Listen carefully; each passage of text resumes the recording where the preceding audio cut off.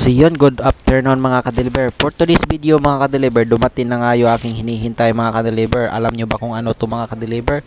Ito yung sticker natin mga ka-deliver. So yun mga ka-deliver, i-open ko na to mga ka-deliver.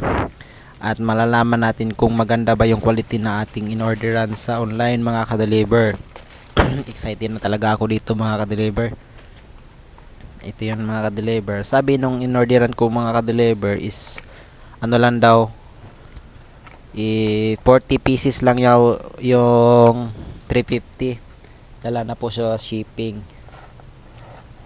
Ito mga ka-deliver, binuksan ko na mga ka-deliver at tingnan natin yung quality ng sticker nila.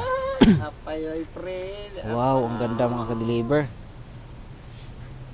Ito yung kinalabasan ng mga sticker na in-order natin mga ka-deliver. Yan. Nagre-rainbow siya pag matamaan ng sinag or matamaan siya ng ilaw. At may kasama pa sa sticker ng mga ka-deliver. Ito yung DEC Davao Sticker Custom. Tama ba yun? So yun, ito mga ka-deliver. Binilang ko itong mga ka-deliver is almost, sabi nila sa chat namin mga ka-deliver is 40 lang daw, 40 pieces. Tapos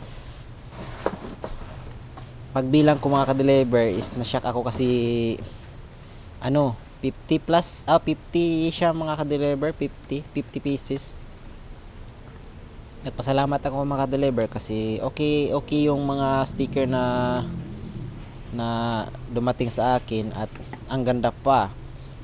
So yun, ito yon sa mga gustong magpagawa ng sticker, ito yung nila. Hanapin nyo lang sa Facebook page DEC sticker. Yan po yung, at yun mga ka-deliver, ito yung reveal ng ating sticker. Napakaganda, di ba? Yan, GB Motovlog. So yan mga ka-deliver, ito yung sticker natin na napagawa sa DEC Davao Sticker Custom ata yun. At yung pinadala nilang free sticker mga ka-deliver is nandun na yun sa aking motor. Diba ang ganda mga ka-deliver? Sulit yung 350 natin mga ka-deliver. At yun lang po mga ka-deliver. Thank you for watching.